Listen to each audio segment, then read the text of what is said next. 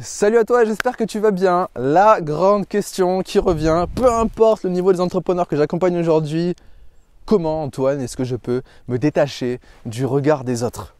Comment est-ce que je peux ne plus être accroché à ce qu'on peut penser de moi, à ce qu'on peut dire de moi? C'est la grande question à laquelle on va répondre aujourd'hui parce que pour moi, se détacher du regard des autres, il y a une grande part d'estime de soi. Il y a une part d'affirmation de soi, mais ça c'est ce qu'on verra dans 2 semaines, savoir comment apprendre à dire non, etc. Mais bref, là je vais vraiment me concentrer sur l'aspect théorique, on va dire, du détachement de l'estime de soi. Si ce n'est pas encore fait, abonne-toi à la page Facebook et à la chaîne YouTube. N'hésite surtout pas à me mettre en commentaire et à partager tout ça. Parce que je peux t'assurer que cette série, elle est hyper puissante. J'adore faire ça. Mon désir, c'est vraiment d'impacter un maximum de monde à l'aide de ces vidéos. Donc, comment se détacher du regard des autres? Tu sais, on est né, tu es né, je suis né, et on était totalement vierge de nos pensées. On n'avait pas de programmation dans notre cerveau. D'accord? Et en fait, il y a deux choses qui ont conditionné notre cerveau. Il y a l'aspect expérience que j'ai vécu dans ma vie et il y a l'aspect éducation.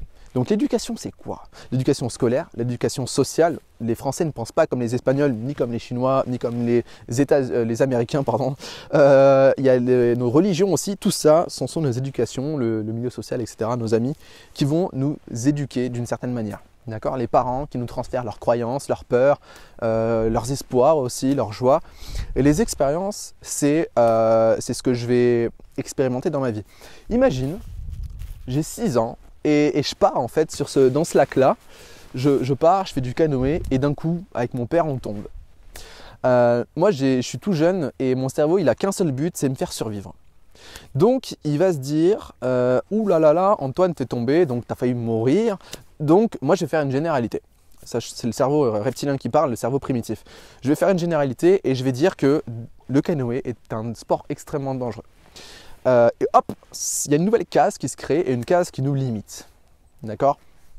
Ça, on peut l'expérimenter dans tous les domaines de vie. Je peux appeler, imagine, je lance mon entreprise, je fais une étude de marché, j'appelle des gens et la première personne que j'appelle m'envoie chier, mais alors d'une puissance infinie. Qu'est-ce qui va se passer? Je vais avoir peur de ça et je vais me dire, ok, étude de marché égale dangereux, créer sa boîte égale un monde de requins et boum, croyances limitantes, etc., etc. Et donc, tout au long de ma vie, entre mon éducation et mes expériences, je vais créer ce qu'on appelle des paradigmes, des croyances limitantes, des croyances dynamisantes, des croyances positives. Et je vais te dire un truc, on est 7 milliards je crois sur Terre maintenant, ça veut dire qu'il y a 7 milliards de façons de penser différentes. Donc forcément les gens se jugent.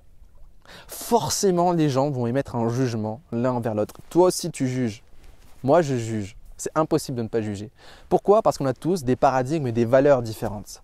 Et en fonction de mes paradigmes, en fonction de mes valeurs, je vais émettre des jugements pour me protéger ou pour exprimer mon opinion. D'accord? Donc je t'invite à prendre conscience. Ça peut paraître con, mais je peux t'assurer que quand tu prends conscience que tout le monde pense différemment, tu te détaches déjà un petit peu de ce qu'on peut penser de toi. D'accord? Un autre exercice que je vais te demander de faire. Là, ce que je te dis, ce n'est pas un exercice, c'est plus l'aspect théorique. Mais je vais te donner un exercice à faire. Pendant une semaine, à partir d'aujourd'hui, ou même à partir de maintenant, si tu me juges, je vais te demander de prendre conscience du pourquoi tu juges les gens. Et à chaque fois, tu vas te rendre compte, si tu es honnête avec toi-même, tu vas te rendre compte que ça vient de toi. C'est parce que ça touche une de tes valeurs, ça touche une de tes croyances. Imagine, je vois une belle voiture passer, ça c'était mon cas à l'époque, je me dis, ouais, ça le riche de merde. Ok? J'ai mis un jugement. Et pour moi, ce riche est un gros con. Pourquoi? Peut-être qu'on m'a éduqué de cette manière-là. Peut-être qu'on m'a dit que les riches étaient des cons, mais je ne me suis jamais vraiment posé la question. Et en plus, le cerveau est incroyable. C'est positif et négatif, le cerveau est incroyable. Observe juste quand tu achètes une nouvelle voiture. Comme par hasard, tu la vois partout. En fait, ton cerveau va te montrer ce que tu lui demandes. Donc, si tu penses que les riches sont tous des cons, eh bien forcément, tu vas avoir toutes les preuves au monde que les riches sont tous des cons et tu vas mettre de côté les preuves qui vont prouver l'inverse. D'accord?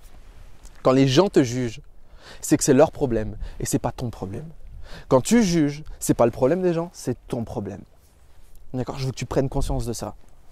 Et on peut même aller dans les cas les plus extrêmes. D'accord?